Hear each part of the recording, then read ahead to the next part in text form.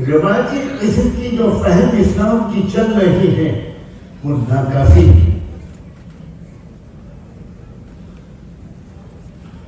دیکھتے ہی دیکھتے دنیا میں انقلاب آ گیا تھا.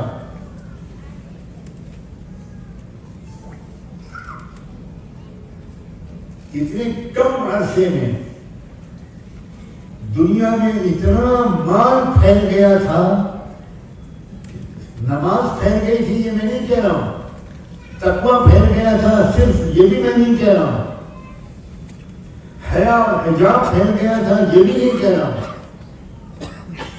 اللہ کے رسول صلی اللہ علیہ وسلم نے حاتم طائی کے بیٹے عدی بن حاتم سے کہا تھا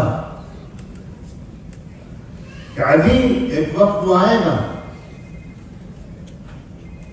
جب حیرہ سے چل کر مکہ مکرمہ آئے گی ایک اکیلی عورت سر سے پیر تک سونے میں لدی ہوئی, اسے کسی کا خوف نہیں ہوگا.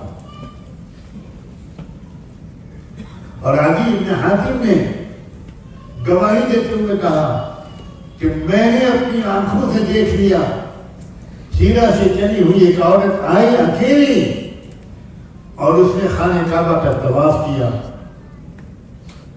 میرے آقا محمد رسول اللہ کی بات سچ ہوتی ہوئی میں نے آنکھوں سے دیکھی. عدی ایک وقت آئے گا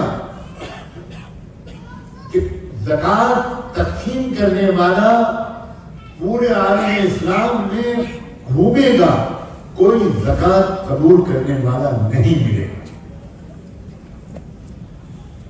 عمر بن عبدالعزیز کے دور میں وہ وقت آ گیا. اس قدر خوشحالی پھیل گئی.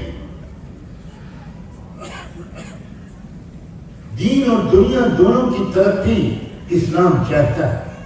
ربنا آتنا فی الدنیا حسنہ وفی الآخرۃ حسنہ. اس جامع تربیت کی طرف واپس آؤ اللہ کے بندو, اللہ کی بندیوں. آپ خبریں سنتے ہیں اور یقیناً غمگین ہوتے ہیں, رنجیدہ ہوتے ہیں, شرمندہ ہوتے ہیں کہ ہماری لڑکیاں تیزی کے ساتھ مرتد ہو رہی ہیں. کبھی ملک میں یہ اس طرح کے ارتداد کی سونامی میرے علم میں تو نہیں ہے کہ پہلے کبھی آئی. اکا دکا واقعات ہوتے ہوں گے. اب تو یہ حالت ہے کہ ایک ایک ضلع میں چھوٹے سے چھوٹے علاقے میں کہیں 40 لڑکیاں, کہیں 50 لڑکیاں, کہیں 15 لڑکے مرتد ہو چکے ہیں. ایک حافظ قرآن لڑکی, میری بہنیں غور سے سنیں, ایک لڑکی جو حافظ قرآن تھی وہ ایک ہندو لڑکے کے ساتھ مندر میں گئی, اس نے دھرم پریورتن کیا, وہ ہندو بنی, اس کے ساتھ شادی کی مندر میں. باہر نکل کر میڈیا والوں سے اس نے کہا کہ میں نے وشنو بھگوان کے سامنے سنکلپ لیا ہے کہ میں 10,000 مسلمان لڑکیوں کو مرتد بناؤں گی. نیند حرام ہوئی کسی کی؟ کسی کے دل میں سینے میں آگ لگی؟ کیا مر گئی ہے غیرت قوم کی؟ کیا ہو گیا؟ کیا آپ میں سے کسی نے یہ خبریں سن کر 2 رکعت نماز پڑھی, سجدے میں گر کر 2 آنسو بہائے؟ آپ سمجھتے ہیں کہ یہ چاند اور سورج کی خبریں ہیں؟ جناب آپ کے وطن کی خبریں ہیں, آپ کے گاؤں کی خبریں ہیں, اور ہو سکتا ہے خدا نخواستہ آپ کے خاندان کی خبریں. کیا ہو رہا ہے؟ کیوں لڑکیاں مرتد ہو رہی ہیں؟ بنیادی طور پر مجرم وہ لڑکی بعد میں ہے, نہیں ہے. اصل مجرم اس کے والدین. والدین نے بچی کو اسلام سمجھایا ہی نہیں.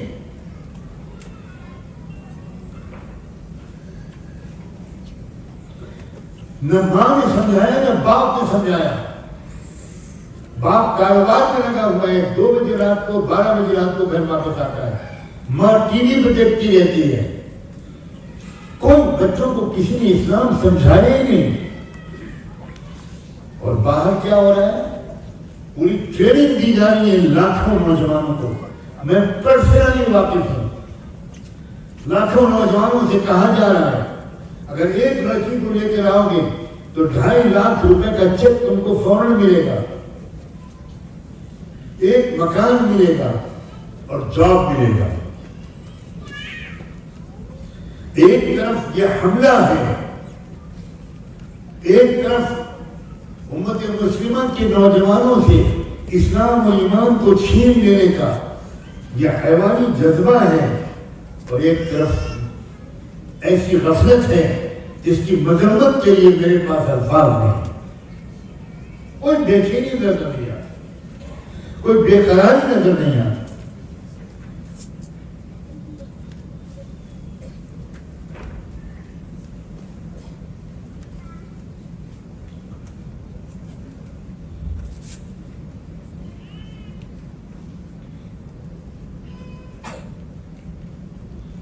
سلام بھیجتا ہوں میں غزہ کے ان جانبازوں کے نام جنہوں نے ہمیں نئے سرے سے اسلام سکھانا شروع کیا ہے. میں ڈنکے کی چوٹ پر اپنے ملک میں کہتا ہوں کہ اصلی مسلمان دیکھنا ہو تو وہاں دیکھو، ہم مسلمان نہیں ہیں، وہ ہیں اصلی مسلمان. اور آپ کے ملک اور شہر کو یہ اعزاز حاصل ہوا ہے کہ زندہ اور مردہ حالت میں رئیس شہداء کا آپ نے استقبال کیا. اب بھی حمیت نہیں جاگے گی، اب بھی غیرت نہیں بیدار ہوگی، اب بھی ذمہ داری کا احساس نہیں ہوگا، اب بھی ظلم اور کفر کی طاقتوں کے مقابلے کا جذبہ نہیں پیدا ہوگا، اب بھی نوجوانوں کے اندر جوش نہیں آئے گا.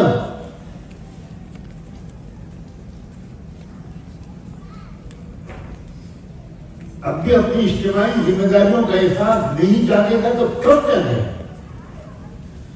آخر میں یہ بات کہہ کر اپنی بات کو مکمل کرتا ہوں کہ متعدد احادیث سے یہ بات صاف معلوم ہوتی ہے کہ آخری دور میں جبکہ ظلم ہی ظلم دنیا میں چھا جائے گا، 2 علاقوں ہوں گے جو خطے پورے عرض میں زمین میں جہاں سے اس ظلم کا مقابلہ ہوگا. ایک علاقہ ہے بیت المقدس،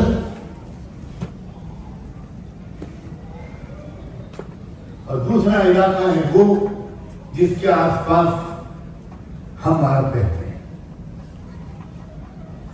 وہ خراسان کا علاقہ جس میں ہمارے آپ کے ملک کے بھی کچھ علاقے موجود ہیں. 2 علاقوں میں فیصلہ کن مقابلہ ہوگا عالمی دجالی ظالم طاغوتی طاقتوں کا، یہاں مقابلہ ہوگا. اب یہاں 4 کیٹیگریز کے لوگ سامنے آئیں گے. ایک مومنین ہوں گے جو بہت تھوڑے ہوں گے، دوسرے نمبر پر کفار ہوں گے جو بہت بڑی تعداد میں ہوں گے، تیسرے نمبر پر منافقین ہوں گے اور منافقات ہوں گی، اور چوتھے نمبر پر والذین فی قلوبہم مرض. اب یہ فیصلہ کرنا میرا اور آپ کا کام ہے. آپ اور ہم خود اپنے گریبان میں جھانک کر دیکھیں. میں آپ کے بارے میں کوئی فیصلہ نہیں کر سکتا، آپ میرے بارے میں کوئی فیصلہ نہیں کر سکتے. بل الانسان علی نفسہ بصیرہ ولو القی معاذیرہ. ہم جانتے ہیں اپنے آپ کو. کیا ہم مومنین میں سے ہیں؟